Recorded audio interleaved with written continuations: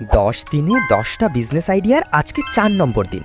গত 3 দিনে পকেট গরম করার অনেক উপায় বলেছি, কিন্তু আজকের আইডিয়াটা সরাসরি আপনার আত্মবিশ্বাস আর সৃজনশীলতাকে টাকায় রূপান্তর করবে। একটু বুদ্ধি খরচ করুন মামা, টাকা এমনিই আসবে।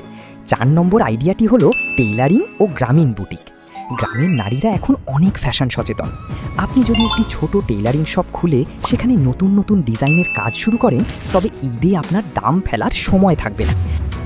আর যদি শহরের বড় বড় ফ্যাশন হাউসের সাথে যোগাযোগ করে তাদের অর্ডারগুলো গ্রামের দক্ষ কারিগর দিয়ে করিয়ে নিতে পারেন, তাহলে তো পোয়া বারোই।